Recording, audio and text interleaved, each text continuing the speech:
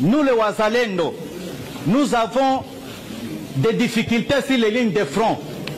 Quand vous êtes là avec notre chef et le commandant région, vous allez nous dire l'objectif et la mission de l'armée burundaise ici dans notre pays.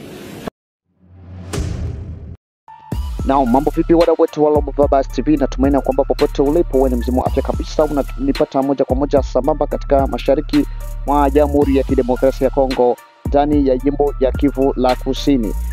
Nikukaribishe tena mpenzi mtazamaji unayeendelea kufuata video zetu za Global Vibes TV. Kama ni mara yako ya kwanza kuweza kuangalia video zetu, naomba bonyeza alama subscribe kisha utagonga alama kengele kwa ajili ya kupata video zetu nyingi zaidi. Hapa nitakuletea habari ambazo zinazoendelea katika mashariki mwa Jamhuri ya Kidemokrasia ya Kongo, katika jiji la Bukavu pamoja na jiji la Uvira pamoja na jiji la Goma, huku ambako maeneo ya Uvira waziri ambaye anahusishana masuala ya usalama ameweza kuwasili katika jiji la Uvira kwa ajili ya kuweza kuonana na jeshi la Wazalendo kwa ajili ya kukabiliana na swala la kuweza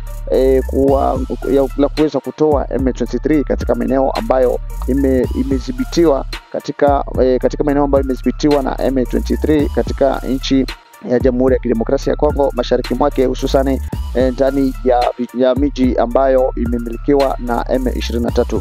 Lakini kama kisi unavyoweza kuona hapo penzi mtazamaji, Wazalendo wameweza kusema maneno yao moja mbili tatu kuhusiana na jeshi la Burundi ambalo limeletwa na Mheshimiwa Ndashimiye, presidenti wa Burundi, wakisema ya kwamba wanashangaa na jeshi lao ambalo linalokuwa katika maeneo ya vita, ya kwamba M23 inapokaribia wakitaka kushambulia Wazalendo, hilo jeshi la Burundi linawarudisha nyuma, linawaambia kwamba wasishambulie. Ndio sasa wanauliza waziri wa mambo ya usalama na mambo ya usalama wamemuuliza kwamba wapate kumwambia kipi ambacho kinachoendelea kuhusiana na jeshi la Burundi kutoka Burundi hadi mpaka kuweza kuja katika maeneo ya Kongo, na kipi kinachotuma wao waambie kwamba wawazuie ili wasipate kushambuliwa. Pia Wazalendo wameweza kusema ya kwamba hawa Warundi hivyo wanavyofanya ni kama vile wanaunga mkono pamoja na M23. Hiyo ndio unapoweza kuangalia hapo mpenzi mtazamaji,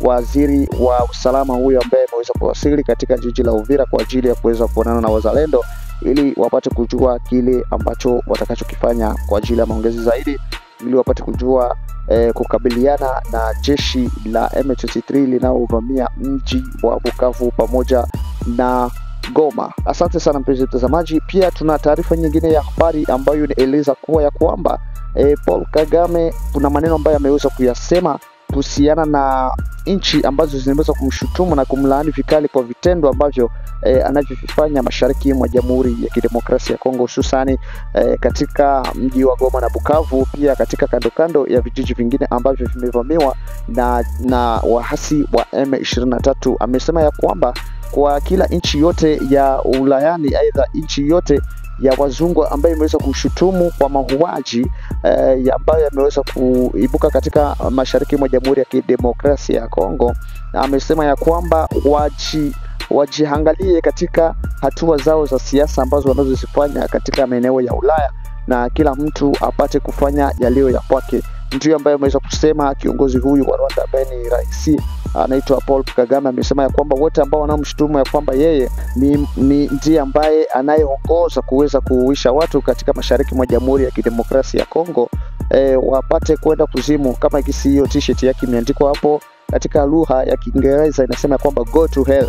Anasema ya kwamba kila nchi zote za wazungu ambazo zinazomshutumu kwa mauaji ambayo inaendelea mashariki mwa Jamhuri ya Kidemokrasia ya Kongo waende kuzimu. Pia kama unazoendelea kuona hapa mpenzi mtazamaji, naomba upate kujua kile ambacho kimeendelea katika nchi ya Jamhuri ya Kidemokrasia ya Kongo, pamoja na makubaliano ambayo Marekani na Kongo imeweza kukubaliana kwa ajili ya usalama na kuweza kuleta maendeleo mashariki mwa Jamhuri ya Kidemokrasia ya Kongo, na pia imethibitisha kwamba italeta usalama wa kudumu pamoja na maendeleo kuhusu mikataba ambayo iliyosainiwa na rais wa Jamhuri ya Kidemokrasia ya Kongo pamoja na mjumbe wa rais wa Marekani wa Donald Trump aliyeweza kuwasili katika jiji la Kinshasa. Ndiko makubaliano ambayo wameweza kukubaliana. Pia mpenzi mtazamaji, hapo kesho tarehe 9 za mwezi huu wa 4 mwaka 2025 ndiko kutakuwa mazungumzo ya mwisho ya serikali ya Kinshasa pamoja na wahasi wa M23. Kwa hiyo ukae nasi sambamba tupate kukujuza kile ambacho kitakwenda kuendelea. Hatujui kwamba kutakuwa makubaliano gani kati ya serikali ya Kinshasa ambayo ni Kongo Kidemokrasia pamoja na M23.